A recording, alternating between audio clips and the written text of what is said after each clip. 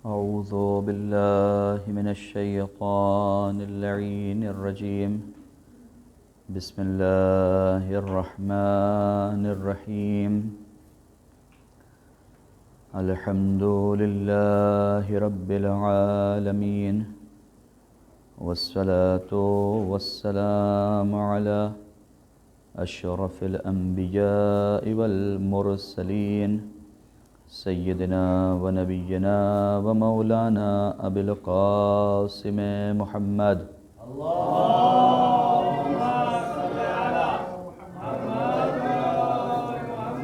والصلاة والسلام على أهل بيته الطيبين الطاهرين المعصومين المظلومين المقتولين، ولعنة الله على أعدائهم أجمعين من يومنا هذا إلى قيام يوم الدين.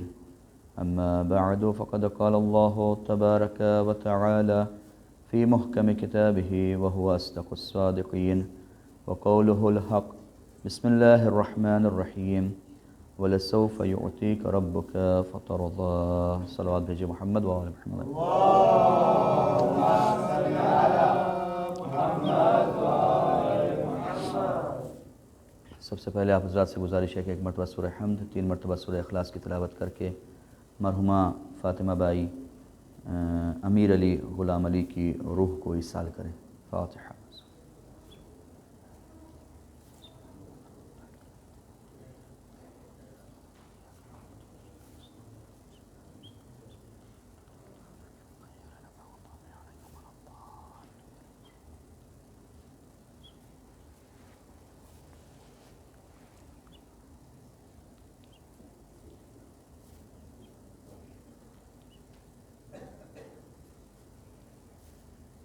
صلوات بھیجئے محمد و آل محمد پر.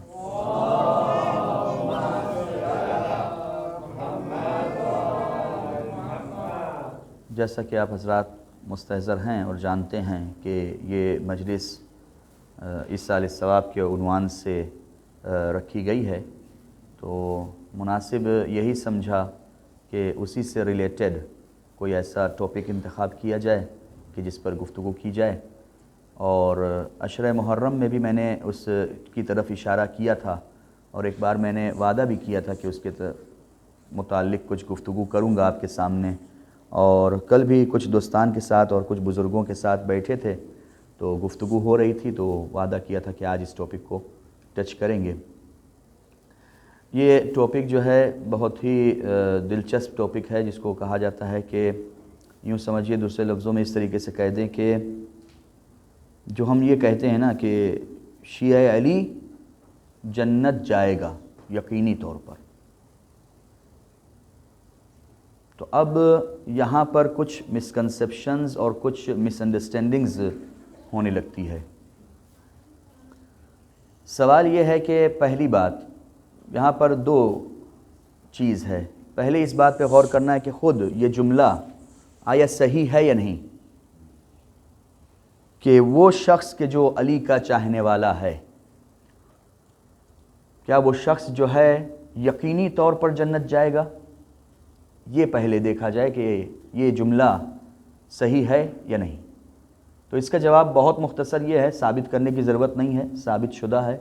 بہت مختصر یہ ہے کہ بے شک اس میں کسی طریقے کا کوئی شبہ، کوئی شک نہیں پایا جاتا کہ جو علی کا چاہنے والا ہے، علی کا چاہنے والا سے مراد 14 معصومین کو امام مانتا ہو، جو شیعہ اہل بیت ہے، وہ 100% بلکہ 101 120% بھی اگر ہو تو یہ بات طے ہے کہ اس کو جنت جانا ہے. اور جو دشمن اہل بیت ہے 200% وہ جنت نہیں جا سکتا، وہ دور دور تک جنت کی خوشبو نہیں سن سکتا. یہ بات اپنی جگہ پہ مسلم ہے، اس کو ثابت کرنے کی ضرورت نہیں ہے، اس کو ثابت کرنے کی ضرورت نہیں ہے. اب آتے ہیں دوسرے مسئلے کی طرف کہ اس جملے کا مطلب کیا ہوتا ہے. یعنی پاسپورٹ، یعنی ویزا آپ کو مل گیا ہے، آپ کو جو گناہ کرنا ہو کریں، جیسے زندگی گزارنا ہو گزاریں. یہاں پر مسئلہ آ جاتا ہے. پھر یہ کہا جاتا ہے کہ عقیدہ مضبوط ہونا چاہیے، عمل چاہے ہو نہ ہو، عقیدہ انسان کا مضبوط ہونا چاہیے. یہ بھی اپنی جگہ پر یقینی بات ہے کہ عقیدہ انسان کا مضبوط ہوگا تو وہ جائے گا جنت، لیکن اس کے لیے شرط ہے. وہ شرط یہ ہے کہ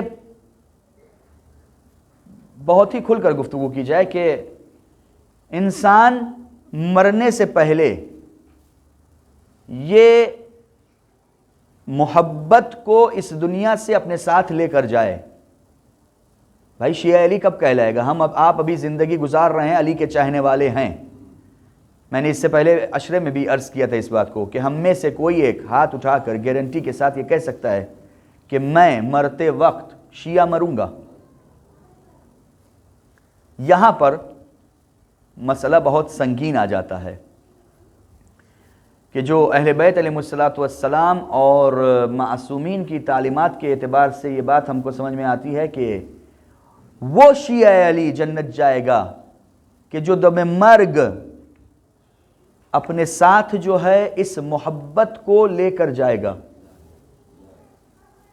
اور اگر خدا نخواستہ دم مرگ کے وقت وہ اہل بیت کی محبت، اہل بیت کی مودت، علی بن ابی طالب کی ولایت، اس کو انکار کر دیتا ہے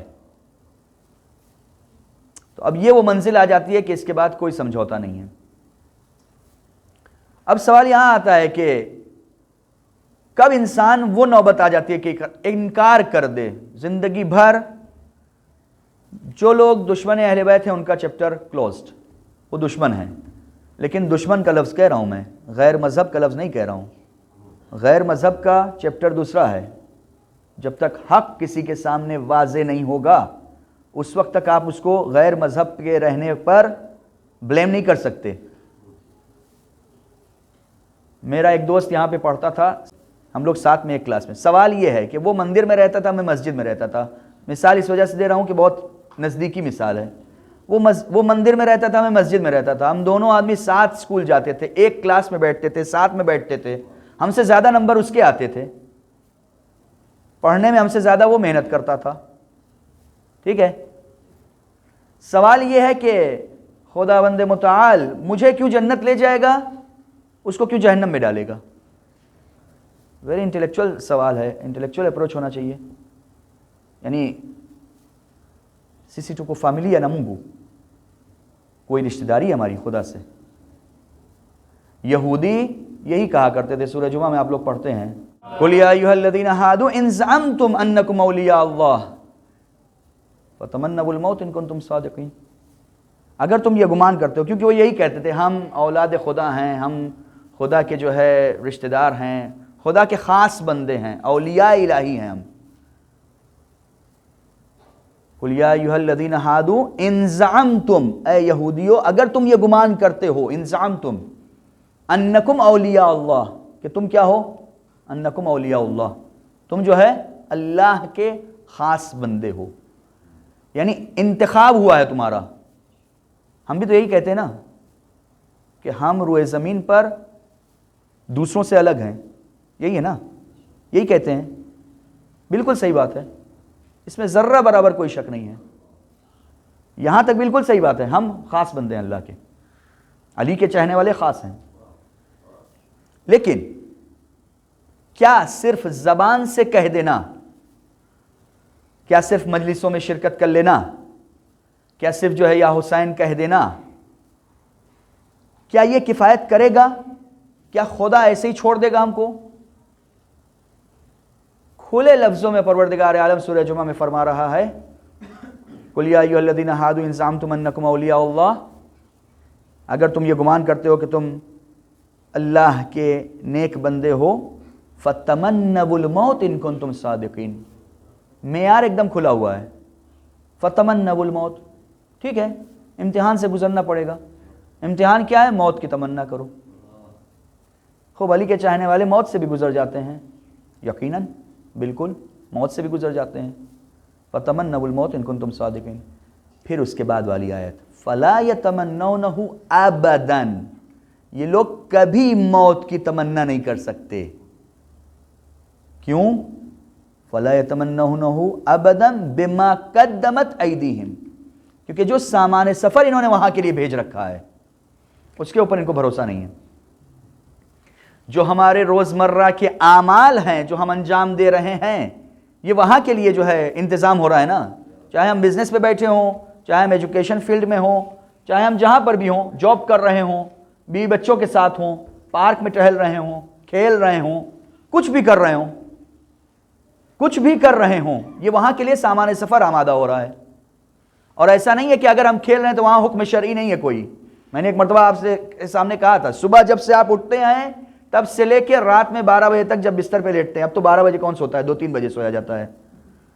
تو جب تک بستر پہ آپ لیٹتے ہیں اس وقت تک ہر وہ سیکنڈ جو گزر رہا ہے وہ 5 حال سے خالی نہیں ہے. جو کام آپ کر رہے ہیں یا واجب ہے یا حرام ہے یا مکروہ ہے یا مستحب ہے یا مباح ہے، ان 5 حال سے خالی نہیں ہے. اور اولیاء الہی کا یہ مقام ہوا کرتا ہے کہ وہ مکروہ اور مستحب تو دور کی بات، مباح کام بھی، مکروہ اور حرام تو دور کی بات، مکروہ اور حرام تو دور کی بات، مباح کام بھی اس کو بھی مستحب میں تبدیل کر لیا کرتے ہیں. مباح کام ہم کھیل رہے ہیں، اس نیت کے ساتھ کھیلیں کہ ہم کو فریشنس آئے، ہم اللہ کی اور عبادت کر سکیں گے، ہم کو فریشنس آئے تاکہ ہم جو ہے بیوی بچوں کے ساتھ اچھے سے وقت گزار سکیں. ہیلتھ بہت ضروری ہے ہمارے لیے، حلال رزق کمانے کے لیے ہیلتھ بہت ضروری ہے. ہر کام کو خدائی کام کر دیں، خدائی رنگ اس میں بھر دیں، خود بخود جو ہے وہ کام خدا کے لیے ہو جائے گا. ایک صلوات بھیجیے محمد وآل محمد پر.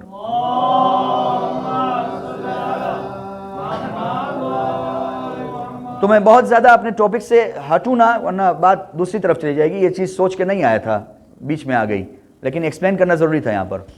تو سوال یہ تھا کہ ہم میں اور ان میں کیا فرق ہے. ہم کو یہاں حل کرنا پڑے گا کہ خدا سے کوئی رشتہ داری نہیں ہے کسی کی. خدا عادل ہے، مولا کائنات عادل ہیں. جب علی بن ابی طالب نے ظاہری حکومت پر آئے تو وہی لوگ کہ جنہوں نے حق زہرہ کے لیے تلوار اٹھائی تھی، توجہ کریے، حق زہرہ کے لیے زبیر ابن عوام، میں نے پڑھا تھا مجلس میں کہ انہوں نے تلوار اٹھائی تھی امام علی کی خاطر، امام علی کے دفاع میں، جناب سیدہ کے گھر میں خلیفہ دوم کو زمین پر پٹخ دیا گریبان پکڑ کے. یہاں تک انسان پہنچ جائے ولایت میں، اور اس کے بعد یہ تصور کیا جا سکتا ہے کہ وہ پلٹ جائے، ولی کی ولایت کو انکار کر دے. کیا ہوا؟ جب علی کی عدالت جو ہے قائم ہوئی تو اب ان کو زیادہ حصہ چاہیے تھا. ہم علی کے چاہنے والے ہیں، کچھ زیادہ ہم کو ملے. اور مولا کائنات نے کہا نہیں، عدالت سے رفتار ہوگی. وہ خدا عادل ہے، وہ ظلم تو نہیں کرے گا نا.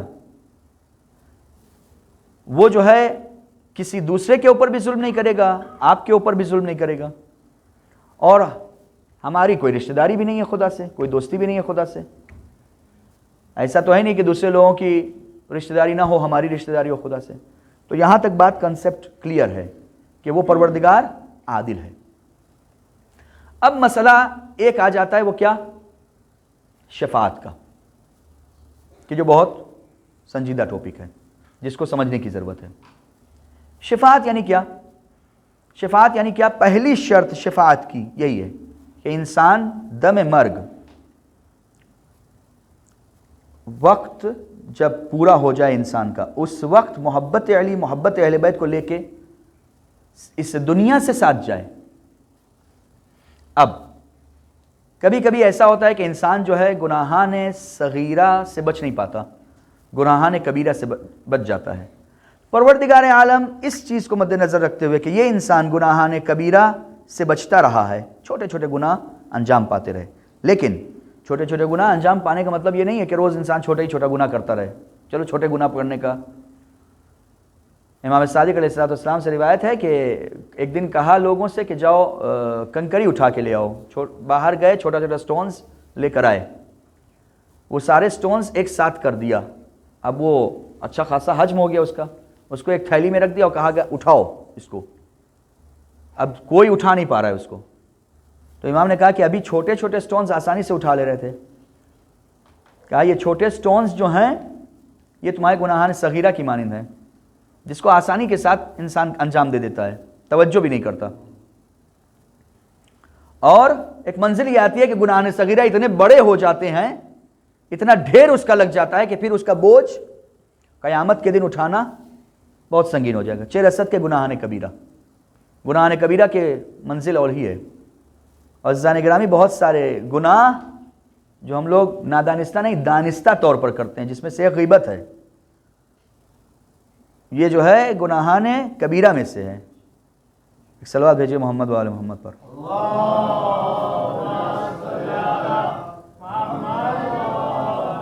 یہ زبان کیا کریں، اتنے موضوعات آ کے آپس میں ٹکرا جا رہے ہیں، ذہن میں پہلے نہیں تھا یہ سب پڑھنا، لیکن اس کو چھوڑا نہیں جا سکتا۔ قیامت کے دن یہ زبان روزانہ صبح جب اٹھتے ہیں تو یہ زبان پناہ مانگتی ہے پورے جسم سے، ان اعضاء و جوارح سے پناہ مانگتی ہے کہ تمہاری وجہ سے ہم جہنم میں جائیں گے، اپنے آپ کو قابو میں رکھو۔ زبان پوچھتی ہے صبح جب اٹھتی ہے، تو جیسے ہم لوگ ایک دوسرے کے حال خیریت پوچھتے ہیں نا، کیسے ہیں، کیا ہے، کیا حال ہے، ویسے یہ زبان اعضاء و جوارح سے پوچھتی ہے تم لوگوں کے کیا حال چال ہیں، تو وہ لوگ جواب دیتے ہیں ہم لوگ ٹھیک ٹھاک ہیں اگر تم ٹھیک سے رہنے دو۔ یہ زبان انشاءاللہ کبھی اور موقع ملے گا تو اس زبان کے اوپر گفتگو کریں گے، آج شفاعت کے اوپر۔ تو پہلی منزل یہ ہے کہ انسان اس چیز کو سمجھ لے یقینی طور پر کہ شفاعت اس شخص کو حاصل ہوگی کہ جو اس دنیا سے محبت اہل بیت کو لے کے جا رہا ہے۔ گناہان صغیرہ اگر انسان نے انجام دیا، گناہان کبیرہ سے بچتا رہا ہے، تو پروردگار عالم اس حرمت کو رکھنے کے لیے، کیونکہ وہ ایک خاص حرمت کا قائل تھا اور پروردگار کی عزت اور آبرو کا قائل تھا، پروردگار کی جلالت اس کی قدرت کا قائل تھا، اس وجہ سے وہ جو ہے پروردگار بخش دے گا کہ تم نے ہماری عزت رکھی، ہم تمہاری عزت رکھتے ہیں، چھوٹے چھوٹے گناہوں کو ہم معاف کر دیں گے کیونکہ تم نے بڑے گناہ ہماری خاطر چھوڑا ہے۔ یہ ایک چیپٹر۔ دوسری منزل، کچھ گناہ اس طریقے سے معاف ہو جائیں گے انسان کے۔ دوسری منزل ہوتی ہے کہ قبر، برزخ، اس کے بعد قیامت، وہ بھی قبر میں پتہ نہیں ہے کتنے سال۔ چھٹے امام نے یا پانچویں امام سے نقل ہے باقاعدہ کہ میں شفاعت کی ذمہ داری لیتا ہوں، لیکن اپنی قبر کا انتظام کر کے آؤ، برزخ کا انتظام کر کے آؤ۔ اور قبر عزیزو کھیل نہیں ہے، یہ جتنی منزل ہے قبر، برزخ، اس کے بعد جو ہے قیامت، کھیل نہیں ہے۔ یہ سب ٹاپکس ہیں جس پہ بات ہونا چاہیے، کیا ہوتا ہے وہاں پر۔ اس کی چھوٹی سی مثال یہ ہے کہ کہا جاتا ہے نا ماں کا دودھ یاد آ جائے گا، چھٹی کا دودھ یاد آ جائے گا۔ اس طریقے سے قبر میں پیسا جائے گا کہ یہ ناخون ہے نا، اس ناخون سے جو ہے یعنی اس طریقے سے پیسا جائے گا کہ یہاں سے جو ہے وہ خون یا پانی بدن کا یا جو بھی کہہ لیجئے اس کو ناخونوں سے نکلے گا۔ یعنی آپ تصور کریے آپ کسی بند کمرے میں ہو اور اس کمرے میں جو ہے ایک دم سکویز کیا جائے اس کو۔ مچنگوے کا جوس کیسے نکالتے ہیں، کوئی ایسی مثال لے آئیے کہ جس میں باقاعدہ سکویز کرتے ہیں۔ اس کی بہت اچھی مثال میں آپ کو دوں، اس کی بہت اچھی مثال یہ ہے، یہ جتنی بھی مشکلات، کیونکہ قیامت میں بھی آسانی منزل نہیں ہے۔ آپ یہ سنتے ہوں گے ممبروں پہ کہ جو ہے کچھ ایسے چہرے ہوں گے، نور، کچھ ایسے نور ہوں گے کہ جن کے جو دعا ندبہ میں بھی آیا ہے مبیضۃ وجوہہم، ان کے چہرے جو ہے نورانی ہوں گے قیامت کے دن۔ تو یہ نور ان کے لیے ہے جن کے چہرے نورانی ہوں گے، جو نور یہاں سے لے کر گئے ہیں۔ قبر میں بھی نور انہی کے لیے ہوگا اور قیامت میں بھی نور ان کے لیے ہے۔ ان کا نور ہم کو فائدہ نہیں پہنچائے گا، ان کا نور گنہگاروں کو فائدہ نہیں پہنچائے گا۔ اس کی سیدھی سی مثال یہ، اب سمجھ میں نہیں آ رہا ہے نا کہ نور کیسے قیامت کے عرصے کو روشن کیے ہوئے ہے اور اس کے بعد ہم کو فائدہ نہ پہنچائے، ہم وہیں پہ موجود ہوں، ہم کو فائدہ نہ پہنچائے۔ سمجھ میں نہیں آ رہا ہے نا؟ آ رہا ہے کہ نہیں آ رہا ہے؟ نہیں آ رہا ہے سمجھ میں نا؟ اس کی زندہ مثال یہ ہے کہ ایک مومن کی قبر ہو، ایک کافر کی قبر ہو، یہاں عذاب نازل ہوگا، یہاں عذاب نازل نہیں ہوگا۔ کافر کی قبر پہ عذاب نازل ہوگا، اس کی دقت مومن کی قبر کو نہیں ہوتی۔ اس کی اور زندہ مثال آپ کو سامنے پیش کروں، مشہد میں جائیے جہاں پہ امام رضا کی قبر ہے، اسی کے چند قدم دور ہارون کی قبر ہے، مامون کے باپ کی، چند قدم دور۔ ایک روضۃ من ریاض الجنہ، جنت کے ٹکڑوں میں سے ایک ہے، اور دوسرا حفرۃ من حفر النار، جہنم کے ویلز میں سے، گڈھوں میں سے ایک گڈھا ہے. بات واضح ہے، سمجھ میں آ رہی ہے؟ یا اس سے زیادہ مثال جو ہے، اگر اتحاد مانے نہ ہو تو آپ جانتے ہیں کہ ایک قبر ہے، اس کے آس پاس جو ہے دو بڑی بڑی شخصیتیں ہیں. آپ لوگ سمجھ گئے ہوں گے اس کا مطلب. تو اس سے آپ انکار نہیں کر سکتے کہ قیامت کے دن نفسا نفسی کا عالم ہوگا. میرا نور آپ کو نہیں فائدہ پہنچائے گا، آپ کا نور مجھے فائدہ نہیں پہنچائے گا. ہر انسان کو اپنے نور کے ساتھ چلنا ہے. یعنی یہ خود اپنی جگہ پہ نور ہونا نہ ہونا، توجہ کریے گا. یہ قرآن میں آپ نے دیکھا ہوگا آیتیں بعض کہتے ہیں کہ کافروں کو اشارہ کیا جائے گا کہ وہ جہنم کی طرف چلے جائیں. تو کیا آپ سمجھ رہے ہیں کہ ایسے روڈ بنی ہوئی ہے پکی لامی کو لامی پالے تو نتمبے اٹو، آسانی کے ساتھ ہم لوگ جو ہے ٹہل گھوم کے چاروں طرف دیکھتے ہوئے کیا ہو رہا ہے کیا نہیں ہو رہا ہے آسانی کے ساتھ. کبھی اندھیرے میں چلیں، تجربہ کریے، ایک دم بلیک اندھیرا جہاں ہاتھ کو ہاتھ نہ دکھے، چل کر دیکھیے، تب تصور ہوگا کیا ہے اندھیرے میں چلنا، جہاں ذرہ برابر لائٹ نہ ہو، نہ مون کی لائٹ ہو، نہ سن کی لائٹ ہو، نہ کوئی تصور ہی نہ ہو لائٹ کا. آپ وہاں چل کر دیکھیے، انسان کو اپنے سے ہول ہونے لگتی ہے، اپنے سے ڈر لگنے لگتی ہے. اس کے بعد جو ہے اندھیرے میں، یعنی ایسا نہیں ہے کہ کہہ دیا جائے گا تو چلتے ٹہلتے پھرتے جو ہے گھومتے ہوئے چلے جا رہے ہیں، بلکہ ایک مشکل کے ساتھ گزرنا ہوگا، ایک سنگینی کے ساتھ گزرنا ہوگا. انسان اپنے ہی میں مبتلا ہوگا. تو یہ سب باتیں کلیئر ہیں یہاں تک. تو یہ ساری چیزیں جو ہیں، یعنی فرض یہ کر لیا جائے کہ انسان جو ہے مرنے کے وقت محبت اہل بیت لے کر گیا، تو ایک بات طے ہے، اس سے آپ انکار نہیں کر سکتے کہ پروردگار عادل ہے. اس کو آپ انکار نہیں کر سکتے. نمبر 2، حق الناس کسی بھی صورت نہیں بخشا جا سکتا. حق اللہ پروردگار بخش دے گا. حق الناس کے لیے یہ ہے کہ معصومین اپنے حقوق میں سے دے دیں. لیکن سوال یہ ہے کہ پہلی مرحلہ یہ ہے کہ ہم یہاں سے گزریں، تو یہاں سے تو پار کریں. مولا کائنات آئیں گے، لیکن ایسے وقت پر کہیں ایسا نہ ہو کہ ہماری زبانیں جو ہے بند ہو جائیں، تالے لگ جائیں، ہماری آنکھیں جو ہے تالے لگ جائیں اور مولا کو نہ دیکھ سکیں. یہ جو دنیا میں تاکید کی جاتی ہے کہ اعمال کی طرف توجہ کیا جائے، یہ اعمال کرتے کیا ہیں؟ یہ اعمال آپ کے عقیدے کے باڈی گارڈز ہیں. جتنا آپ اپنے باڈی گارڈز کو کمزور کرتے جائیں گے، جتنا ان کو اچھی خوراک نہیں دیں گے، اتنا ہی وہ کمزور رہیں گے. اور یہ باڈی گارڈز کب کام آتے ہیں؟ موت کے وقت. یہ جتنے اعمال ہیں، یہ جو آپ وہ اعمال انجام دے رہے ہیں، نماز انجام دے رہے ہیں، روزہ انجام دے رہے ہیں، حج انجام دے رہے ہیں، یہ آپ کے باڈی گارڈز ہیں. اس کو آپ اگر اس دنیا میں خوراک دے رہے ہیں، اچھی خدمت اس کی کر رہے ہیں، موت کے وقت یہ اچھے سے آپ کی سراؤنڈنگ کرے گا. اور جتنا آپ نے جو ہے اس میں کوتاہی کی ہے اور گناہ کے دلدل میں پھنستے جائے ہیں، وہی گناہ جو ہم کرتے آئے ہیں، شیطان تو غافل نہیں ہے نا. ہم تو غافل ہو سکتے ہیں، شیطان تو قسم کھائے ہوئے ہیں، اور قدرت بھی خدا نے دی ہے اس کو، وہ قسم کھائے ہوئے ہیں، وہ غافل نہیں ہے. وہ آخری وقت تک، کیونکہ اس نے قسم کھائی ہے کہ میں آخر وقت تک چھوڑوں گا نہیں پیچھا، تو وہ آئے گا، یقینی ہے. جس طریقے سے مولا کائنات کا آنا یقینی ہے، اس طریقے سے وہ بھی آئے گا، اور وہ اپنی پوری کوشش کرے گا. اور یہی روزمرہ کی زندگی میں جو چھوٹی چھوٹی چیزیں ہیں جن کی ہم رعایت نہیں کرتے تھے، انہی سے وہ جو ہے ہم کو بہکانے کی کوشش کرے گا. اب اگر وہاں آپ کے قدم ڈگمگا گئے، وہاں پھسل گیا، تو معاملہ گیا. اور وہاں کوئی معجزہ نہیں ہونے والا ہے. آپ کے خود کے اعمال اس وقت آپ کے خود کا ارادہ بولے گا. سخت منزل ہے عزیزو، آسان منزل نہیں. ہم لوگوں نے بہت آسان کر دیا ہے اس کو، ممبروں سے آسان طریقے سے پیش کیا گیا ہے، آسان سمجھ لیا گیا ہے. ہاں آسان ہے، لیکن کب آسان ہے؟ ایک منزل گزرنے کے بعد. تازہ اگر ہم جو ہے یہاں پر ایمان لے کر چلے گئے، قبر جھیلنا، قیامت کو جھیلنا. فلٹر مشین دیکھا ہے آپ لوگوں نے؟ نزدیک سے دیکھا ہے فلٹر مشین؟ اس میں جو ہے کئی وہ ہوتے ہیں، کیا کہا جائے اس کو، پائپس ہوتے ہیں کئی الگ الگ طریقے کی، جس میں الگ الگ کیمیکل ہوتا ہے. یہ سمجھ لیجئے کہ جس طریقے سے پانی الگ الگ کیمیکلز میں جاتا ہے اور وہاں سے سکویز ہو کے گندا پانی نکل جاتا ہے، پھر اس کے بعد دوسرے کیمیکل میں جائے گا، پھر وہاں سے سکویز ہوگا، پھر نکلے گا.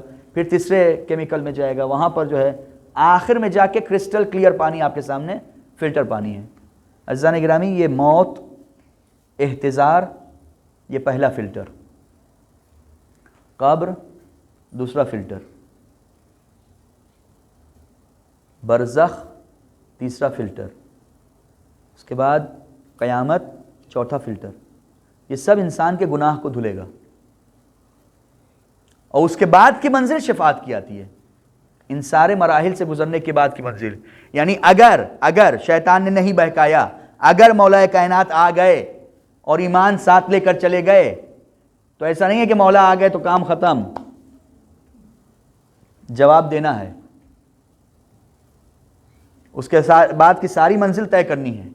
اب اس کے بعد آخری مرحلہ شفاعت کا آتا ہے، کہ جہاں آپ سوچئے کہ کتنا انسان بدبخت ہوگا کہ احتضار کی مشکلات، دنیا کی مشکلات اس کو پاک نہیں کر پائی، کیونکہ دنیا کی مشکلات بھی انسان کو پاک کرتی ہے۔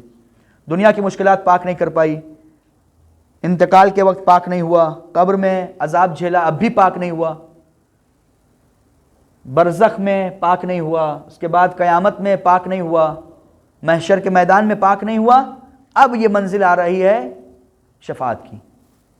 اب بھی اگر پاک نہیں ہوئے تو شفاعت قیامت کے دن، عرصہ محشر جو ہے جب ہوگا، تو اس وقت جناب فاطمہ نمودار ہوں گی، سارے انبیاء جناب فاطمہ کس شان کے ساتھ وارد ہوں گی انشاءاللہ کبھی اور فرصت رہے گی تو، لیکن صرف جو ٹاپک سے ریلیٹڈ ہے اس کو بتانا ہے کہ جب پروردگار کے سامنے جناب فاطمہ آئیں گی تو اس وقت جناب فاطمہ کو حکم کیا جائے گا کہ جنت میں چلی جاؤ۔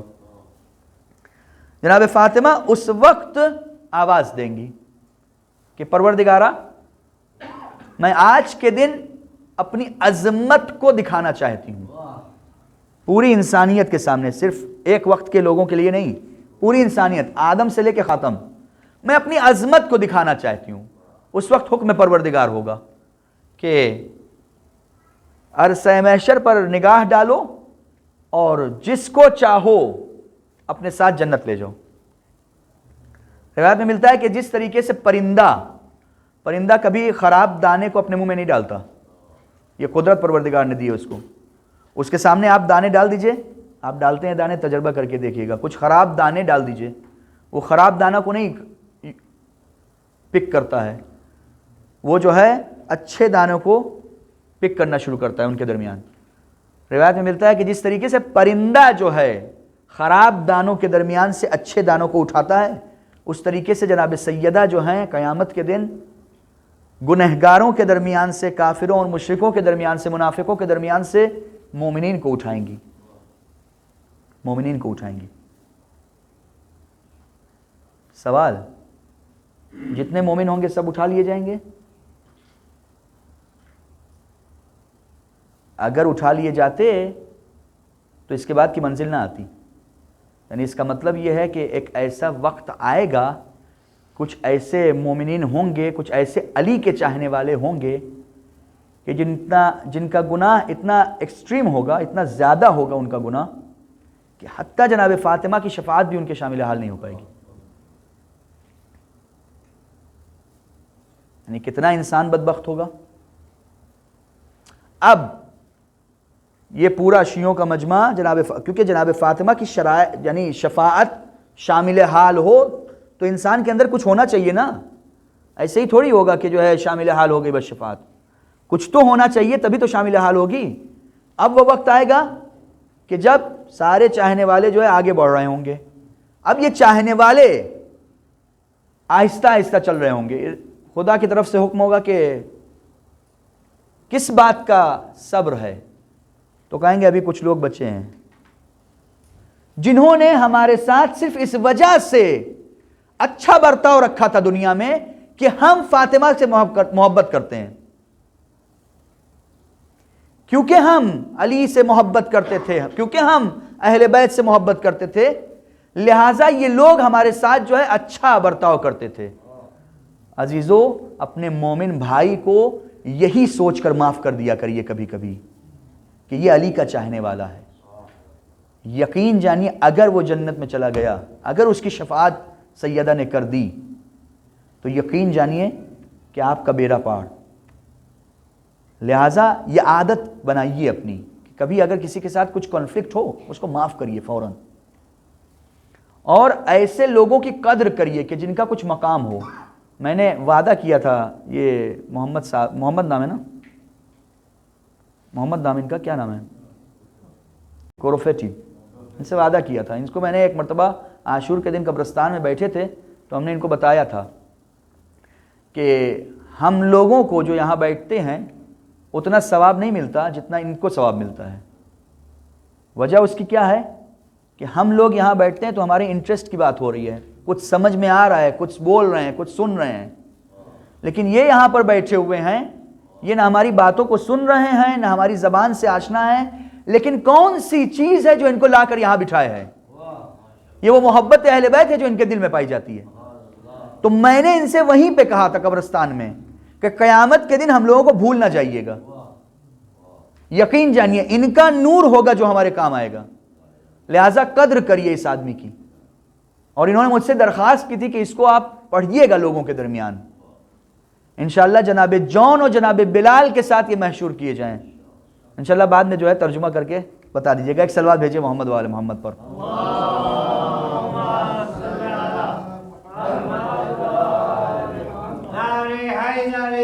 یا علی.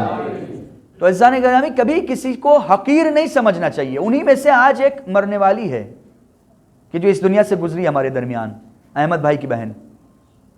نہیں پتا کہ ہم نے جو کچھ اس مرحومہ کے لیے کیا یا آج اس کے لیے یہاں پر آ کر جمع ہوئے ہیں، قیامت کے دن وہ ہماری شفاعت کرنے والی ہو جائے، وہ پروردگار عالم سے کہے کہ انہوں نے ہمارے مرنے پہ بڑی زحمت کی تھی، انہوں نے بڑا خیال رکھا تھا ہمارا، انہوں نے جو ہے بڑی مشکل کے ساتھ ہم کو جو ہے. نہیں پتا کون کب کام آ جائے، لہٰذا کسی کو حقیر نہیں سمجھنا چاہیے. ایک صلوات بھیجیے محمد وآل محمد پر.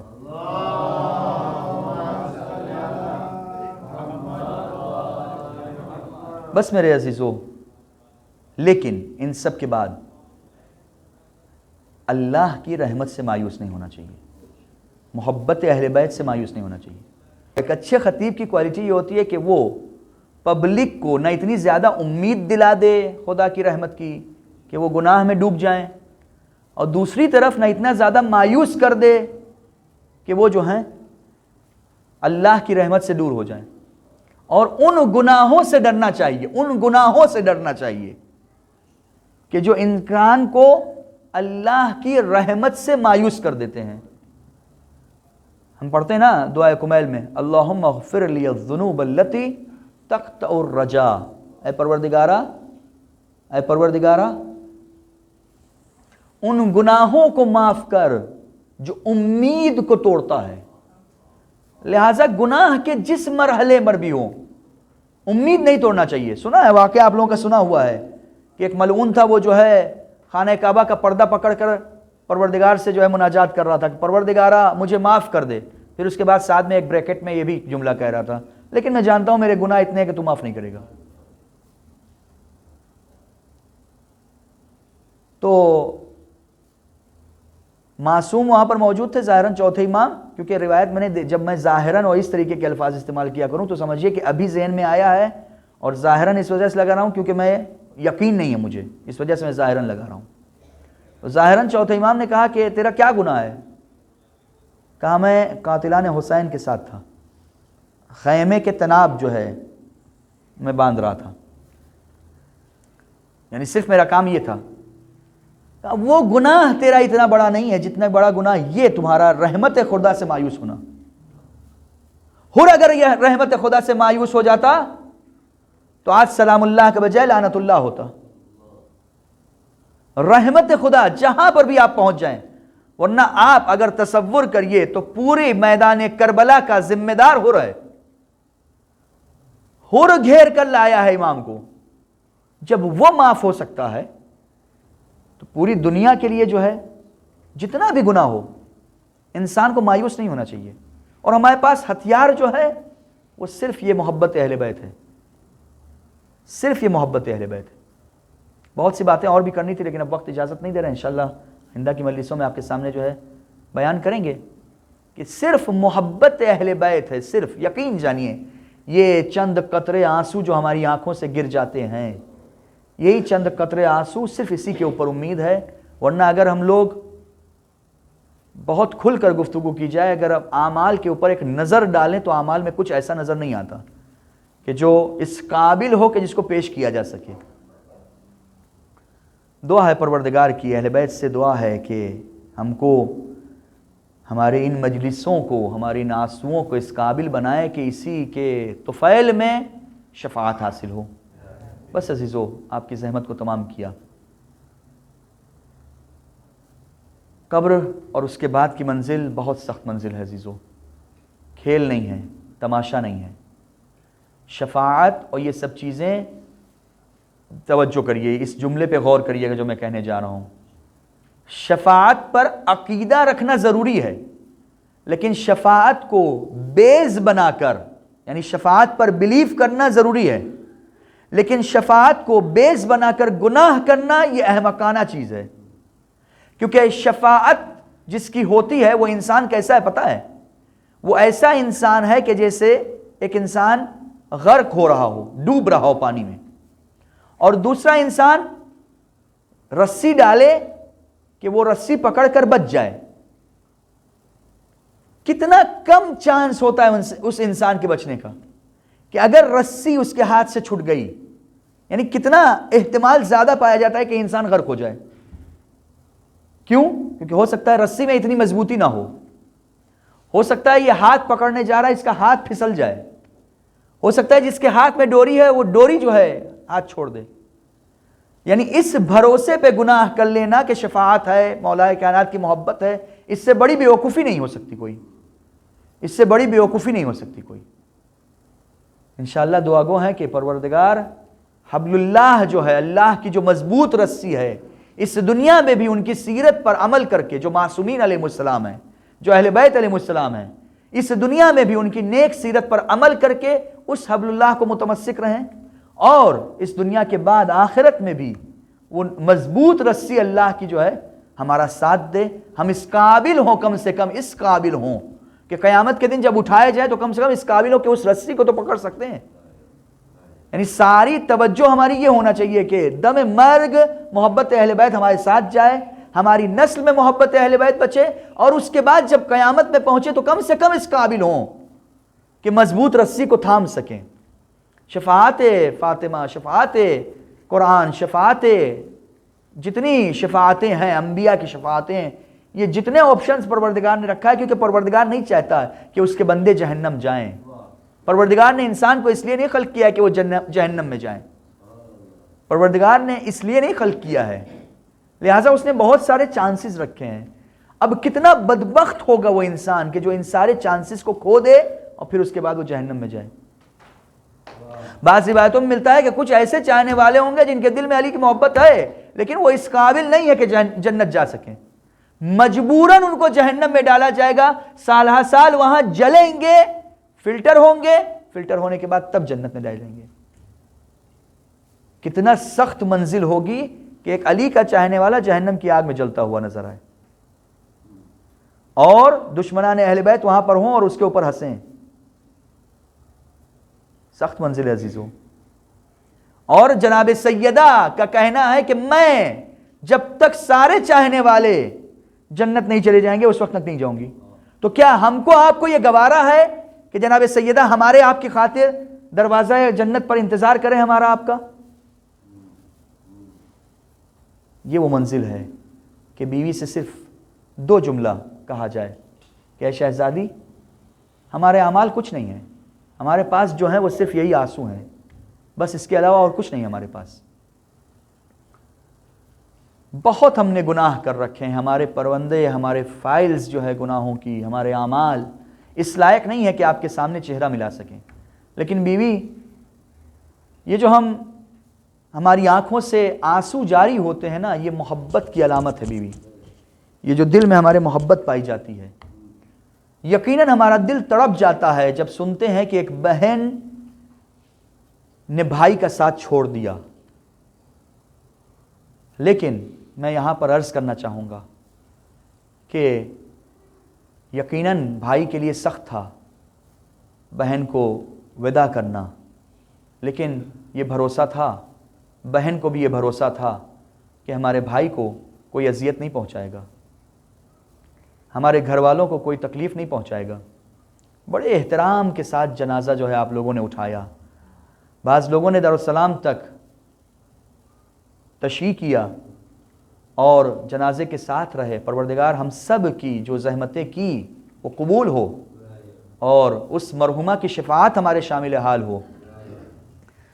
یقیناً بڑی محنت کی ہم لوگوں نے، لیکن کہنے کا دل چاہتا ہے کہ ایک ایسا جنازہ تھا، ایک بھائی کا جنازہ تھا جس کے پاس سے ایک بہن کو گزارا گیا۔ عمرو بن عبدود کی بہن تھی، اس کو جو ہے جنازے سے گزارا جا رہا تھا۔ بھائی کے جنازے کے پاس سے جب گزارا گیا، اس کو عمرو بن عبدود کو مولا کائنات نے قتل کیا تھا۔ جب بھائی کے جنازے کے پاس سے گزارا گیا تو جب اس نے اس جنازے کو دیکھا تو اس نے کہا کہ اے میرے بھائی، حق یہ تھا کہ میں پوری زندگی تجھ پر گریا کرتی، حق یہ تھا، کیونکہ بھائی بہن کی جو محبت ہوتی ہے، حق یہ ہے کہ میں زندگی بھر تجھ پر گریا کرتی، لیکن مجھے اس بات پر خوشی ہو رہی ہے اور اس بات نے میرے آنسوؤں کو پوچھ دیا ہے کہ تجھے کوئی سی عام آدمی نے نہیں قتل کیا ہے، تجھے قتل کرنے والا انسان کریم ابن کریم ہے، تجھے قتل کرنے والا انسان ایک ایسا آدمی ہے کہ جو انسانی عزت رکھتا ہے، ایک ایسا انسان ہے کہ جو شرافت رکھتا ہے، ایک ایسا انسان ہے جو کرامت نفس رکھتا ہے۔ اس نے تیرے جنازے کے ساتھ بے ادبی نہیں کی، اس نے تیرے جنازے کو جو ہے ایسے ہی نہیں چھوڑ دیا، اس وجہ سے میرے آنسو پوچھ جاتے ہیں۔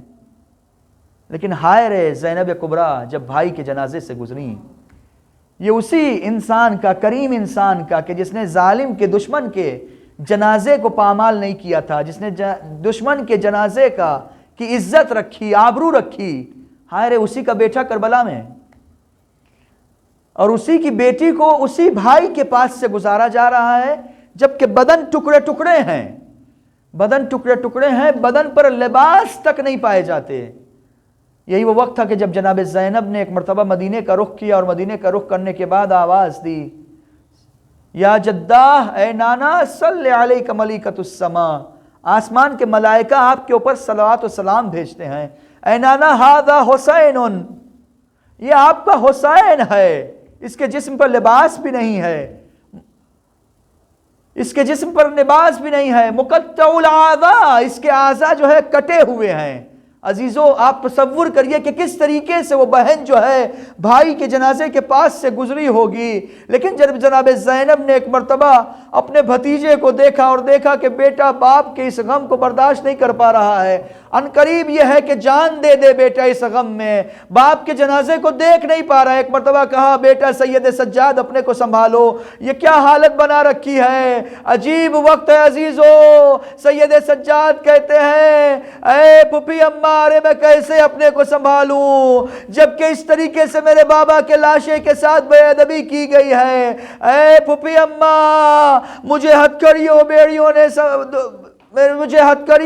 نے جو ہے مجبور کر رکھا ہے، اے پھپھی اماں میں کس طریقے سے اپنے آپ کو سنبھال سکتا ہوں، اے پھپھی اماں مجھے یہ غم برداشت نہیں ہو رہا ہے۔ عزیزو یہی وہ وقت تھا کہ جب جناب زینب نے جناب سجاد کو دلاسا دیتے ہوئے کہا اے سید سجاد، پروردگار عالم تمہارے باپ کی قربانی کو ضائع ہونے نہیں دے گا، بلکہ ایک وقت ایسا آئے گا کہ جب اسی سرزمین پر مختلف دنیا سے لوگ آئیں گے اور تیرے باپ کی زیارت کریں گے۔ آج ہم دیکھ رہے ہیں کہ جناب زینب کی وہ دعا قبول ہو رہی ہے، پروردگارہ اے جناب زینب ہماری دعا ہے، پروردگارہ زینب کبریٰ کا واسطہ کم سے کم 40 میں ہم کو زیارت 40 نصیب کر۔ اللہ لعنت اللہ القوم الظالمین وسيعلم الذين ظلموا أي منقلب۔ آپ حضرات سے گزارش ہے کہ ایک مرتبہ سورہ حمد اور 3 مرتبہ سورہ اخلاص کی تلاوت کر کے مرحومہ فاطمہ امیر علی غلام علی کی روح کو اصال کریں۔ رحم اللہ من قرأ الفاتحہ۔